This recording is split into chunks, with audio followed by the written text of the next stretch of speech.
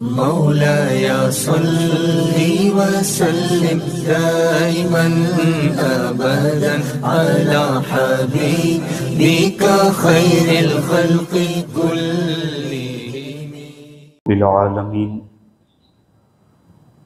والصلاة والسلام على سيد الأنبياء والمرسلين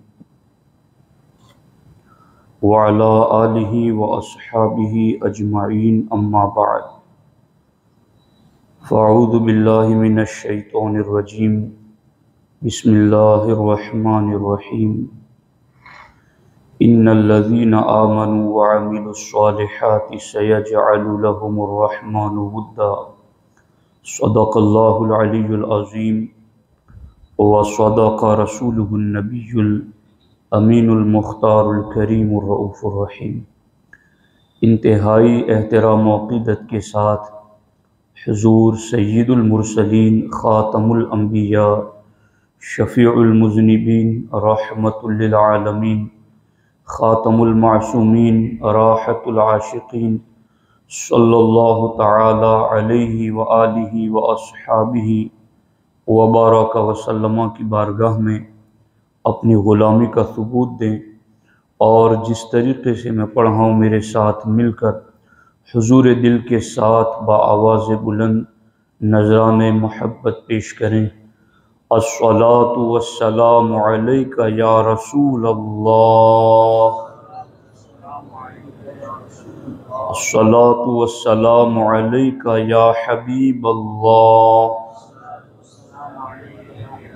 الصلاۃ والسلام علیک یا نبی اللہ وعلى آلك وأصحابك يا نور الله صلی اللہ تعالی علیہ وسلم۔ دوستان محترم، بزرگان دین کی زندگی کے کچھ ایسے گوشے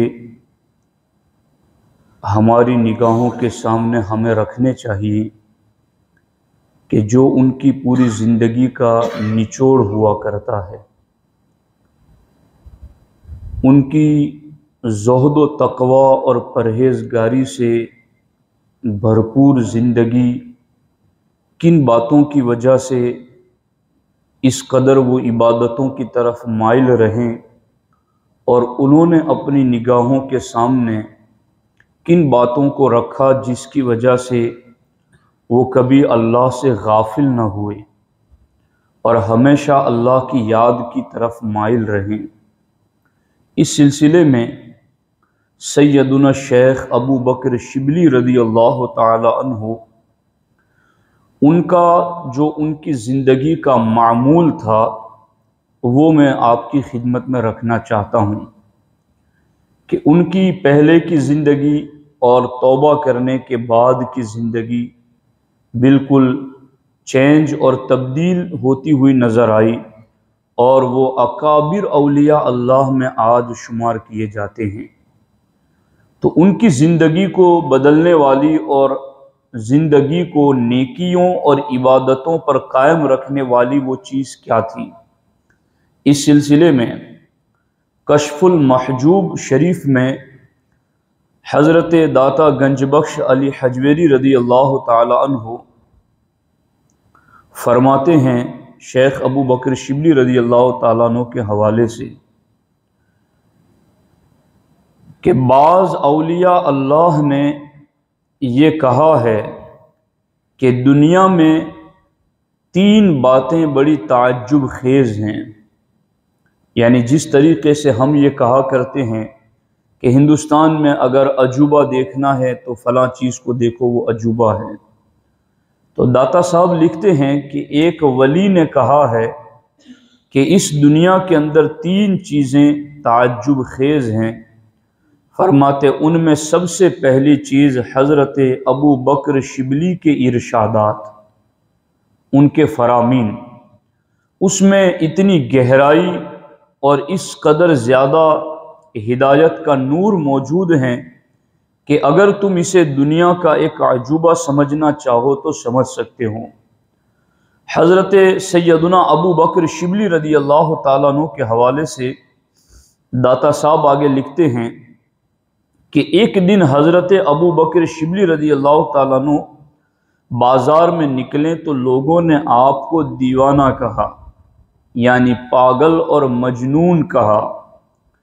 تو حضرت ابو بکر شبلی رضی اللہ تعالیٰ عنہ نے ارشاد فرمایا، انا عندکم مجنون وانتم عندی اصحاء، کہ اے لوگو تمہارے نزدیک میں دیوانہ ہوں اور تم میرے نزدیک ہوشیار ہو۔ کہ آگے فرماتے فزاد اللہ فی جنونی وزاد فی صحتکم، فرماتے ہیں تو اللہ تبارک و تعالی چونکہ میری دیوانگی محبت الہی کی وجہ سے ہیں اور تمہاری ہوشیاری دنیا داری کی وجہ سے ہے، یعنی آج ہم اس چیز کو محسوس کریں، تھوڑی دیر کے لیے توجہ دیں کہ آج بھی دنیاوی پڑھے لکھے لوگ دیندار طبقے کو وہ پسماندہ سمجھتے ہیں کہ ان لوگوں کو اس کے علاوہ تو اور کچھ آتا ہی نہیں ہے۔ جیسے کبھی کوئی یہ بھی کہہ سکتا ہے جب کسی کو اجتماع کی دعوت دی جائے تو اب تم لوگوں کا تو یہ کام ہی ہے، جی ہاں ہم لوگوں کا وہ کام ہے جو اللہ کے ولیوں کا کام تھا کہ جہاں بیٹھتے علم کی محفل سجا دیتی۔ اب دیکھو یہاں پر انہوں نے کہا کہ تم مجنون ہو، تو آپ نے فرمایا انا عندکم مجنون، میں تو تمہارے نزدیک مجنون ہوں، وانتم عندی اصحاء، اور تم میرے نزدیک ہوشیار ہو۔ فزاد اللہ فی جنونی، تم اللہ تبارک و تعالی عشق الہی اور محبت الہی کی وجہ سے میری دیوانگی کو اور بڑھا دے۔ وزاد فی صحتکم، اور اللہ تبارک و تعالی غفلت کی وجہ سے تمہاری ہوشیاری کو بھی بڑھا دے۔ تم غافل ہو اس لیے اپنے آپ کو ہوشیار سمجھتے ہو، اور میں حب الہی میں سرمست ہوں اس لیے تم مجھے دیوانہ سمجھتے ہو۔ یہ حضرت سیدنا ابو بکر شبلی رضی اللہ تعالی عنہ کے وہ فرامین ہیں۔ اس سلسلے میں رسالہ قشیریہ میں حضرت سیدنا امام ابو القاسم عبد الکریم بن حوازن القشیری رحمۃ اللہ تعالی علیہ، یہ بزرگ حضرت داتا صاحب سے بھی پہلے کے بزرگ ہیں۔ داتا صاحب جنہیں اپنی کتاب میں استاذ کے لفظ سے یاد کرتے ہیں، استاذ قشیری لکھتے ہیں، وہ امام ابو القاسم قشیری رحمۃ اللہ تعالی علیہ حضرت ابو بکر شبلی رضی اللہ تعالیٰ عنہ کے حوالے سے لکھتے ہیں، حالانکہ یہ بات ہر ایک کے لیے نہیں ہے، لیکن میں صرف ان کی اہمیت آپ کو بتانا چاہتا ہوں۔ حضرت ابو بکر شبلی رضی اللہ تعالیٰ عنہ کے حوالے سے امام ابو القاسم لکھتے ہیں کہ استاذ ابو علی دقاق فرماتے تھے کہ مجھے یہ خبر پہنچی ہے کہ ابو بکر شبلی رضی اللہ تعالیٰ عنہ ایک عرصہ تک نمک کا سرما لگاتے تھے تاکہ انہیں جاگنے کی عادت ہو جائے اور نیند نہ آئے، یعنی اتنی بھی غفلت انہیں گوارا نہیں کہ اتنی دیر بھی میں اللہ کی یاد سے غافل ہو جاؤں۔ یہ ہیں اللہ کے ولی اور یہ ہیں ان کی زندگیاں، ہمارے لیے اس میں بہت کچھ ہیں۔ حضرت امام ابو القاسم عبد الکریم بن حوازن القشیری رضی اللہ تعالی عنہ فرماتے ہیں کہ میں نے 400 علماء کرام کی خدمت اختیار کی، 400 علماء کرام کی۔ ولی یوں تو نہیں بن جاتے، اللہ کی بارگاہ کے مقرب یوں ہی تو نہیں ہو جاتے۔ 400 اولیاء کرام کی خدمت میں رہ کر میں نے 4000 حدیثیں پڑھی۔ فرماتے پھر ان 4000 حدیثوں میں سے اپنی زندگی کو ٹھیک رکھنے کے لیے میں نے صرف ایک حدیث کو چن لیا۔ اب جاننا چاہو گے نا کہ وہ ایک حدیث ہے کیا؟ یہ طلب والوں کو اس کا ذوق بڑھتا ہے کہ اب وہ حدیث کون سی ہوگی؟ بھائی ابو بکر شبلی جیسا بزرگ، اور وہ 400 علماء کی خدمت میں بیٹھیں اور وہاں بیٹھ کر 4000 حدیثیں پڑھیں، اور پھر ان میں سے یہ کہیں کہ میں نے اپنی زندگی کو ٹھیک رکھنے کے لیے ان 4000 میں سے ایک کو چنا ہے، وہ کتنی قیمتی حدیث پاک ہوگی۔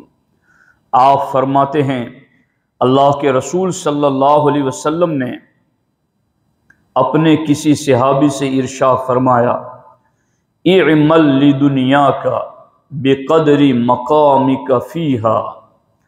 اللہ کے رسول علیہ السلام نے ارشاد فرمایا جتنا دنیا میں رہنا ہے اتنا دنیا کے لیے کام کرو، وَاعْمَلْ لِآخِرَتِكَ بِقَدْرِ بَقَائِكَ فِيهَا، اور جتنا عرصہ آخرت میں رہنا ہے اتنا آخرت کے لیے کام کرو،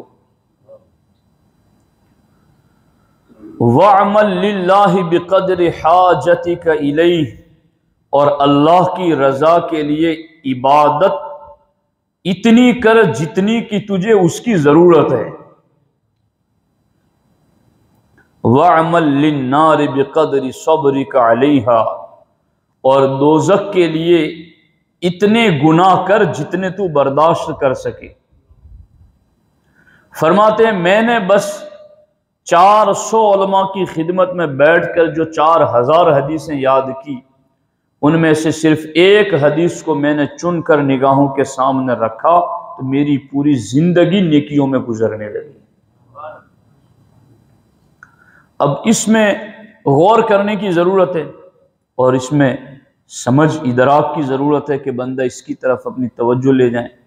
پھر سے میں اس کو پڑھتا ہوں، ترجمہ کرتا ہوں۔ اللہ کے رسول علیہ السلام نے فرمایا اعمل لدنیاک بقدر بقائک فیہا، جتنا دنیا میں رہنا ہے اتنا دنیا کے لیے کام کرو۔ کتنا رہنا ہے کوئی پتہ نہیں، کوئی پتہ نہیں کتنا رہنا ہے، اور آخرت میں کتنا رہنا ہے قیامت آنے تک رہنا ہے، صدیاں گزر جائیں گی۔ تو اب اللہ کے رسول علیہ السلام کا فرمان ہے کہ تمہیں جہاں جتنا رہنا ہے وہاں کے لیے عمل بھی اتنا ہی کرو۔ دنیا میں جتنا رہنا ہے اتنا دنیا کے لیے کرو، آخرت میں جتنا رہنا ہے اتنا آخرت کے لیے کرو۔ قبر میں جو ہمیں سال ہا سال صدیاں رہنا اس کے مقابلے میں دنیا کی 60-70 سالہ زندگی 1% بھی نہیں بن سکتی ہو، تو کیا 100% میں سے 1% دنیا کے لیے کرتے ہیں اور 99% آخرت کے لیے کرتے ہیں؟ ہمیں غور کرنا ہے اس کے اوپر۔ یہ اولیاء اللہ کی زندگیوں کا نمونہ ہے کہ یہ کیسے ایک ایسی زندگی سے نکلے جہاں گناہ ہی گناہ تھے، مگر بعد میں ایک ایسی زندگی میں داخل ہوئے جہاں گناہ کا اب دور دور تک تصور تک نظر نہیں آتا۔ وہ ان حدیثوں کو انہوں نے نمونہ عمل بنایا تھا۔ آگے فرماتے ہیں وَعْمَلْ لِلَّهِ بِقَدْرِ حَاجَتِكَ إِلَيْهِ، اللہ کی رضا کے لیے اتنی عبادت کر جتنی تجھے اس کی ضرورت ہے۔ اب کب اللہ کی ضرورت نہیں ہے بندے کو؟ بندہ تو ہے ہی محتاج، ہر وقت ہر سانس اس کی ضرورت ہے، تو جتنی ضرورت ہے اس رب کی اتنی عبادت کرو۔ آگے فرماتے ہیں گناہ اتنے ہی کرنا جتنا آگ کو برداشت کر سکو، تو جہنم کی آگ کون برداشت کر سکے گا؟ دنیا کی آگ کے مقابلے میں 70 گنا زیادہ گرم ہے وہ آگ۔ حدیث پاک کا مفہوم ہے جہنمی کو دنیا کی آگ میں رکھا جائے تو اسے نیند آ جائے، دنیا کی آگ کی کوئی حیثیت ہی نہیں اس آگ کے مقابلے میں۔ اتنی شدید آگ کے سوئی کے ناکے برابر کھول دی جائے تو پوری زمین جل کر کے خاک ہو جائے۔ تو گناہ اتنے ہی کرنا جتنا تم اس آگ کو برداشت کر سکو۔ حضرت سیدنا ابو بکر شبلی رضی اللہ تعالیٰ عنہ فرماتے میں نے اس حدیث کو اپنے لیے نمونہ عمل بنا لیا تو اس حدیث نے مجھے راہ مستقیم پر لگا دیا۔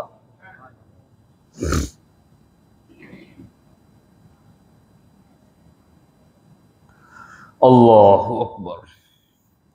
یہاں پر میں ایک اور بزرگ کی زندگی آپ کے سامنے پیش کرنا چاہتا ہوں۔ حضرت سیدنا حاتم اصم رحمۃ اللہ تعالی علیہ، حضرت سیدنا شقیق بلخی علیہ الرحمہ کے شاگرد تھے۔ انہوں نے اپنے 30 سالہ دور طالب علمی کا خلاصہ 8 باتوں میں ذکر کیا ہے۔ ادھر 400 علماء سے 4000 حدیث ان میں سے ایک، اور یہاں 30 سال دور طالب علمی کا خلاصہ انہوں نے لکھا ہے۔ حضرت سیدنا حاتم اصم رضی اللہ تعالیٰ عنہ ایک دن سیدنا شقیق بلخی نے ان سے دریافت کیا، جو کہ ان کے استاذ تھے، کہ آپ 30 سال سے میری صحبت میں ہیں، اتنے عرصے میں کیا حاصل کیا؟ تو ارشاد فرمایا، عرض کیا کہ میں نے علم کے 8 فوائد حاصل کیے جو میرے لیے کافی ہیں۔ یہ آپ کی صحبت میں بیٹھ کر 30 سال میں نے 8 باتیں سیکھ لی ہیں، اور وہ 8 باتیں میرے لیے کافی ہیں۔ شقیق بلخی علیہ الرحمہ فرماتے ہیں کہ بتاؤ وہ 8 فائدہ مند چیزیں کون سی ہیں؟ انہوں نے کہا کہ پہلی چیز، میں نے لوگوں کو غور سے دیکھا کہ ان میں سے ہر ایک کا کوئی نہ کوئی محبوب ہے جس سے وہ محبت کا دم بھرتا ہے، لیکن لوگوں کے محبوب ایسے ہیں کہ ان میں کچھ مرض الموت تک ساتھ دیتے ہیں اور کچھ قبر تک ساتھ دیتے ہیں۔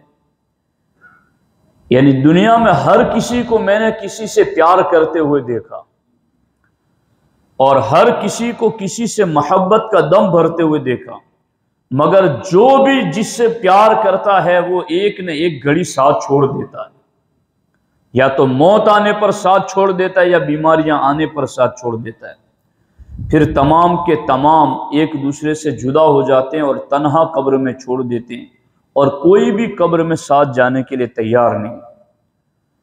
تو اے میرے استاد شقیق بلخی علیہ الرحمہ، میں نے غور و فکر کے بعد دل میں کہا کہ بندے کا سب سے اچھا محبوب اور بہترین دوست تو وہ ہیں جو اس کے ساتھ قبر میں جائے اور وہاں کے اندھیرے کو دور کرے۔ تو مجھے سوائے نیک اعمال کے کوئی ایسا محبوب نظر نہ آیا جو دنیا میں بھی ساتھ رہے اور قبر میں بھی ساتھ رہے۔ تو میں نے پھر نیک اعمال کو اپنا دوست اور محبوب بنا لیا۔ یہ چیزیں اب غور کر لیجئے، میں اور آپ، ہم بہت زیادہ غفلتوں میں ہیں۔ ہمارے تو کندھوں پہ جنازہ ہوتا ہے پھر بھی ہمیں یاد نہیں آتا۔ ہم تو قبر پر مٹی بھی دے رہے ہوتے ہیں اور پڑھ بھی رہے ہوتے ہیں مِنَا خَلَقْنَاكُمْ وَفِيهَا نُعِيدُكُمْ وَمِنْهَا نُخْرِجُكُمْ تَارَةً أُخْرَىٰ، یہ پڑھ بھی رہے اور پتہ بھی نہیں کہ میں پڑھ کیا رہا ہوں۔ یعنی آدمی کے دل کو بیدار کرنے کے لیے چند باتیں کافی ہیں اگر وہ جاگنا چاہیں۔ منہا خلقناکم، اسی مٹی سے ہمیں پیدا کیا گیا تھا۔ جب وہ ایک لپ لے کر بھر کر ڈالتا ہے، مٹی ڈالنے کے لیے دکا مکی ہوتی ہیں، آوازیں بلند ہوتی ہیں، بس مجھے مٹی ڈالنے دو۔ مٹی ڈال کر کے بھی غفلت کے پردے نہ ہٹے تو کس کام کی یہ مٹی تیرے آئے گی؟ یہ سارے طریقے اسلام نے اسی لیے رکھے ہیں کہ کسی موڑ پر جا کر کے تو دل جاگ جائے، کہیں نہ کہیں ہر موڑ کے اوپر جا کر اسلام نے آخرت کا تصور دیا ہے تاکہ کہیں جا کر کے تو دل بیدار ہو جائے۔ تو مِنَا خَلَقْنَاكُمْ، مٹی ہے ہاتھ میں ڈالیں، مِنَا خَلَقْنَاكُمْ، ہمیں اسی سے پیدا کیا گیا تھا۔ دوسرا لب بھر کر کے ڈالا وَفِيهَا نُعِيدُكُمْ، اور تمہیں اسی میں لوٹایا جائے گا۔ اور تیسرا لپ ڈالا وَمِنْهَا نُخْرِجُكُمْ تَارَةً أُخْرَىٰ، اور اسی سے 2 مرتبہ اٹھایا جائے گا۔ دیکھو تو صحیح، اٹھنے کا تصور، یعنی بندے کو اگر پتا ہو کہ کل میرا امتحان ہے اور مجھے پاس ہونا ہے، نہیں پاس ہوں گا تو مجھے بھڑکتی ہوئی آگ میں ڈال دیا جائے گا، تو کیا اسے نیند آئے گی؟ کیا وہ غفلت میں رہے گا؟ جسے یہ پتا ہے کہ وَمِنْهَا نُخْرِجُكُمْ تَارَةً أُخْرَىٰ کہ ہمیں اٹھایا جائے گا، پھر بھی وہ غفلت میں ہے، ہمیں اس میں لوٹایا جائے گا، نُعِيدُكُمْ پڑھ رہا ہے پھر بھی غافل ہیں، مِنْهَا خَلَقْنَاكُمْ پڑھ رہا ہے پھر بھی غافل ہیں۔ تو سیدنا شقیق بلخی کے شاگرد سیدنا حاتم اصم فرماتے ہیں، میں نے دیکھا کہ دنیا کے اندر ہر کوئی کسی سے پیار کرتا ہے، لیکن ہر ایک کا محبوب یا تو موت کے وقت یا موت کی وجہ سے جدا ہو جاتا ہے، اور پھر ان کے یارانے دوستانے ٹوٹ جاتے ہیں، مگر میں نے دیکھا کہ کوئی ایسی چیز ہے جو کبھی ساتھ نہ چھوڑے۔ فرمایا میں نے دیکھا تو نیک اعمال مجھے وہ دوست نظر آئے جو کسی گھڑی بھی ساتھ نہیں چھوڑتے ہیں، تو میں نے اس سے دوستی کر لی۔ اب ہم پر ہیں کہ ہم کس سے دوستی کر رہے ہیں۔ دوسری چیز سیدنا حاتم اصم فرماتے ہیں، میں نے دیکھا کہ لوگ اپنی خواہشات کی پیروی کرتے ہیں اور نفسانی خواہشات کی جانب بڑی تیزی سے چلتے ہیں، تو میں نے اللہ تعالیٰ کے اس فرمان پر غور کیا، وَأَمَّا مَنْ خَافَ مَقَامَ رَبِّهِ وَنَهَى النَّفْسَ عَنِ الْهَوَىٰ فَإِنَّ الْجَنَّةَ هِيَ الْمَأْوَىٰ۔ میں نے دیکھا کہ لوگ خواہشات کی طرف بڑھ رہے ہیں، تو میں نے اللہ کے اس فرمان کو اپنی نگاہ کے سامنے کر لیا۔ رب فرماتا، اور جو اپنے رب کی بارگاہ میں کھڑے ہونے کے تصور سے ڈر گیا کہ مجھے ایک دن اللہ کی بارگاہ میں جواب دینا ہے، اور نفس کو خواہش سے روک دیا، تو اس کا ٹھکانہ جنت ہے۔ فرماتے میرا ایمان ہے کہ اللہ کا کلام سچا کلام ہے، تو میں نے اپنے نفس کی مخالفت شروع کر دی، ریاضت، مجاہدات اور عبادت کی طرف مائل ہوا، اور نفس کی کوئی خواہش پوری نہ کی، یہاں تک کہ اللہ تعالیٰ کی اطاعت اور فرما برداری پر راضی ہوا اور اسی پر سر جھکا دیا۔ تو میں نے دوسرا فائدہ یہ حاصل کیا کہ لوگ خواہشات کی طرف جا رہے ہیں، تو میں نے خواہشات کی مخالفت کی طرف جانا شروع کر دیا، کیونکہ اللہ نے فرمایا کہ جنت اس کا ٹھکانہ ہے، وَنَهَى النَّفْسَ عَنِ الْهَوَىٰ، جس نے نفس کو ناجائز خواہشات سے روکا۔ تو میں نے دوسری چیز آپ کے پاس 30 سال میں بیٹھ کر سیکھی، وہ یہ ہے، فرما دوسری چیز۔ اور تیسری چیز یہ ہے، میں نے دیکھا کہ ہر آدمی دنیا کا مال و دولت جمع کرنے اور اسے ذخیرہ کرنے میں جمع ہے، تو میں نے اللہ کے اس فرمان پر غور کیا، ما عندکم ینفض وما عند اللہ باق، کہ جو تمہارے پاس ہے وہ خرچ ہو جائے گا، اور جو اللہ کی بارگاہ میں ہے وہ ہمیشہ باقی رہنے والا ہے۔ تو میں نے جو کچھ جمع کیا تھا اللہ کی رضا کے لیے، اللہ کی راہ میں تقسیم کرنا شروع کر دیا، یہاں تک کہ میں نے اپنے پاس جو تھا وہ رب کی بارگاہ میں ذخیرہ کر لیا، وہاں جمع کر لیا۔ تو آپ کی صحبت میں بیٹھ کر کے 30 سال میں نے تیسری بات یہ سیکھی کہ لوگوں کو مال جمع کرتے ہوئے دیکھا تو میں نے رب کی راہ میں خرچ کرنا شروع کر دیا۔ چوتھا فائدہ، میں نے دیکھا کہ بعض لوگوں کے نزدیک شان و شوکت اور عزت و شرافت قوموں اور قبیلوں کی کثرت میں ہے، وہ ایسی قوم اور قبیلے سے تعلق رکھنے پر خود کو معزز اور مکرم سمجھتے ہیں۔ بعض کا گمان یہ کہ عزت و شان و شوکت دولت کی فراوانی اور کثرت اہل و عیال سے ہیں۔ ایسے لوگ اپنی دولت اور اولاد پر فخر کرتے ہیں، اور بعض ایسے لوگ ہیں جو اپنی عزت اور شرافت دوسروں کا مال لوٹنے اور ان پر ظلم کرنے اور ان کا خون بہانے میں سمجھتے ہیں۔ بعض لوگ سمجھتے ہیں کہ مال ضائع کرنے اور اسراف اور فضول خرچی ہی میں عزت اور بزرگی ہے۔ فرماتے جب میں نے لوگوں کو دیکھا کہ لوگ برادری سے عزت حاصل کر رہے ہیں اور مال سے عزت حاصل کر رہے ہیں، تو میں نے قرآن کے فرمان کو سامنے رکھا، ان اکرمکم عند اللہ اتقاکم، کہ اللہ کی بارگاہ میں عزت والا وہ ہے جو زیادہ پرہیزگار ہے۔ تو میں نے نہ مالدار بننے سے اپنی عزت سمجھی، نہ بڑے خاندان سے اپنی عزت سمجھی، میں نے اپنی عزت اللہ رسول کی اطاعت میں سمجھی۔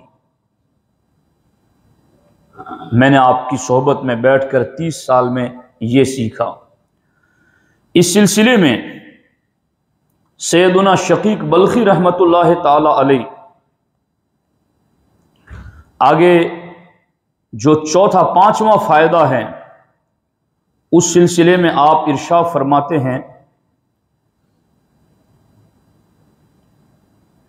کہ 30 سال کے اندر میں نے جو پانچواں فائدہ آپ کی صحبت سے حاصل کیا وہ یہ ہے کہ میں نے دیکھا کہ لوگ ایک دوسرے کی برائی بیان کرتے ہیں اور خوب غیبت کا شکار ہیں، تو میں نے ان کے اسباب پر غور کیا کہ آخر لوگ ایک دوسرے کی غیبت اور برائی کیوں کرتے ہیں، تو میں نے دیکھا کہ یہ سارے کے سارے حسد کی وجہ سے ایسا کر رہے ہیں، اور اس حسد کی اصل وجہ مال و دولت اور علم ہے کہ مالدار بھی حسد کرتے ہیں اور علم والے بھی حسد کرتے ہیں۔ تو میں نے قرآن کریم کی اس آیت کو پھر سامنے رکھ لیا، نحن قسمنا بینہم معیشتہم فی الحیات الدنیا، اللہ تعالیٰ نے فرمایا ہم نے ان میں ان کی زندگی کا سامان دنیا کی زندگی میں بانٹ دیا۔ فرماتے ہیں کہ جب میں نے جان لیا کہ اللہ ہی نے ہمارے درمیان بانٹا ہے تو اس رب کی تقسیم پر میں ناراض کیوں ہو جاؤں؟ رب نے اگر کسی کو زیادہ دیا تو میں اس پر حسد کیوں کروں؟ کسی نے کو رب نے مال و دولت زیادہ دیے ہیں یا کسی کو رب نے علم زیادہ دیا ہے تو میں اس پر حسد کیوں کروں؟ میرا اس سے حسد کرنا رب کی تقسیم سے راضی نہ ہونا ہے۔ تو میں اس حسد سے باز آ گیا جس کی وجہ سے میری زبان غیبت اور بیکار باتوں سے محفوظ ہو گئی۔ فرماتے یہ پانچواں فائدہ میں نے آپ کی صحبت میں 30 سال میں سیکھا۔ چھٹا فائدہ یہ ہے کہ میں نے لوگوں پر نگاہ ڈالی تو انہیں ایک دوسرے سے کسی غرض اور سبب کی وجہ سے عداوت اور دشمنی کرتے ہوئے دیکھا کہ کوئی نہ کوئی وجہ ہے جس کی وجہ سے لوگ ایک دوسرے کے دشمن ہیں۔ فرماتے جب میں نے لوگوں کو اس حالت میں دیکھا تو پھر قرآن کی ایک آیت سامنے رکھی، ان الشیطان لکم عدو فاتخذوہ عدوا، اللہ فرماتا بے شک شیطان تمہارا دشمن ہے تو تم بھی اسے دشمن بنائے رکھو، اس کو دشمن سمجھو۔ فرماتے ہیں لوگ کسی نہ کسی وجہ سے کسی کو دشمن بناتے ہیں، مگر میں نے دیکھا کہ رب نے ہمیں تو کہا ہے کہ ہم شیطان کو دشمن سمجھیں، تو بس میں نے لوگوں کی دشمنی سے توجہ ہٹا کر شیطان کو اپنا دشمن سمجھ لیا کہ یہی میرا دشمن۔ اب جو دشمن ہے اس کو کتنے دشمن سمجھتے ہیں؟ یعنی شیطان دشمن ہے اس کو کتنے دشمن سمجھتے ہیں؟ اور جو اپنا مومن بھائی دشمن نہیں ہے اسے لوگ دشمن سمجھتے ہیں۔ جہاں یہ کہا گیا کہ انما المؤمنون اخوۃ کہ تمام ایمان والے آپس میں بھائی بھائی، وہاں دشمنیاں ہیں، اور جہاں یہ کہا گیا کہ فاتخذوہ عدوا اس شیطان کو دشمن بنا لو، اس سے دوستی کیے ہوئے ہیں۔ فرماتے ہیں کہ میں نے لوگوں پر نظر ڈالی، چھٹی چیز یہ سیکھی کہ لوگ کسی نہ کسی وجہ سے کسی سے دشمنی کرتے، اب دشمنی تو مجھے بھی کرنی تھی مگر میں نے اللہ کے حکم کے مطابق شیطان سے دشمنی کی۔ ساتواں فائدہ یہ ہے میں نے دیکھا کہ ہر شخص روزی اور معاش کی تلاش میں کافی محنت اور کوشش کر رہا ہے، اور اس سلسلے میں حلال اور حرام کی بھی تمیز نہیں کرتا، بلکہ مشکوک اور حرام کمائی کے حصول کے لیے ذلیل و خوار ہو رہا ہے۔ تو میں نے اس وقت اللہ کا یہ فرمان سامنے رکھ لیا، وَمَا مِن دَابَّةٍ فِي الْأَرْضِ إِلَّا عَلَى اللَّهِ رِزْقُهَا کہ زمین پر چلنے والا کوئی ایسا نہیں جس کا رزق اللہ کے ذمہ کرم پر نہ ہو۔ تو جب اللہ نے کہہ دیا ہے کہ ہم نے ہر ایک کو رزق پہنچانا ہی پہنچانا ہے، تو پھر میں حرام کی طرف کیوں جاؤں؟ میں مشکوک لقموں کی طرف کیوں جاؤں؟ تو میں نے لوگوں کو حرام کی طرف بڑھتے ہوئے دیکھا تو اللہ کے اس فرمان کو نظر میں رکھ کر کے حرام سے بچنا شروع کر دیا۔ آٹھواں اور آخری فائدہ یہ تھا کہ میں نے آپ کی صحبت میں 30 سال رہ کر کے آٹھواں فائدہ یہ سیکھا کہ میں نے دیکھا کہ ہر شخص کسی نہ کسی پر بھروسہ کیے ہوئے ہیں. کسی کا بھروسہ درہم و دینار پر ہے، کسی کا بھروسہ مال اور سلطنت پر ہے، کسی کا بھروسہ اپنے کاروبار اور بزنس پر ہے، تو کوئی تو اپنے جیسے ہی لوگوں پر بھروسہ کر رہا ہے. فرماتے جب میں نے لوگوں کو بھروسے کے حوالے سے یوں دیکھا تو میں نے قرآن کی آیت سامنے رکھ دی، وَمَن يَتَوَكَّلْ عَلَى اللَّهِ فَهُوَ حَسْبُهُ، کہ جو اللہ پر بھروسہ کرے گا اللہ اس کے لیے کافی ہے. میں نے اس آیت کو نگاہ کے سامنے رکھا. اے میرے استاد شقیق بلخی، یہ 30 سال آپ کی سنگت میں رہ کر کے میں نے 8 باتیں سیکھی، اور مجھے یقین ہے کہ یہ 8 باتیں مجھے نجات دلاتی ہیں. حضرت سیدنا شقیق بلخی نے آگے سن کر کیا کہا، استاد صاحب نے کیا کہا. فرماتے ہیں اے حاتم اسم، اللہ تعالیٰ آپ کو اخلاص اور استقامت کے ساتھ ان 8 باتوں پر عمل کی توفیق دے. میں نے تورات، انجیل، زبور اور قرآن مجید کی تعلیمات میں غور کیا تو ان تمام مقدس کتابوں کی ساری تعلیمات کو انہی 8 چیزوں پر مشتمل پایا. یعنی یہ 4 کتابیں جس بات کا بندے کو حکم دیتی ہے وہ یہی 8 چیزیں جو تم نے قرآن سے نکال کر کے اپنے لیے نمونہ عمل بنایا ہے. تو جس خوش نصیب نے ان 8 باتوں پر عمل کیا، شقیق بلخی فرماتے اس نے 4 کتابوں پر عمل کر لیا. تورات، زبور، انجیل اور قرآن 4 پر عمل کر لیا.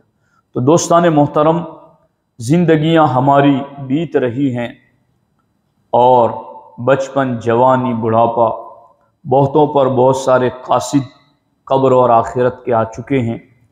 داڑھی اور سروں کے بالوں کا پکر سفید ہو جانا، کمر کا جھک جانا، آنکھوں کی بینائی کا کمزور ہو جانا، یہ ساری باتیں قبر اور آخرت اور موت کے قاصد اور سندیسے ہیں.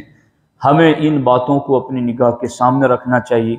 ان باتوں کو بار بار سنو، ڈائری بناؤ، اس کے اندر لکھا کرو ان آیتوں کو، اور ایسی چند باتوں کو ایسی ڈائری میں لکھو جس کو روزانہ رات کو سونے سے پہلے ایک نظر دیکھ لیا کرو اور اپنا حساب لیا کرو.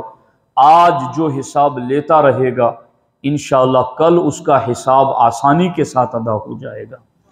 یہ سنی اجتماع اسی وجہ سے ہیں، غفلت کی چادر اتار کر پھینک دی جائے اور باقی زندگی جو بچی ہیں اللہ رسول کی یاد میں اور ان کے فرامین کے مطابق گزاری جائے. اللہ کریم کی بارگاہ میں دعا ہے رب ذوالجلال مجھے آپ کو سب کو ان سنی ہوئی باتوں پر عمل کی توفیق عطا فرمائے. السلام علیکم ورحمۃ اللہ وبرکاتہ.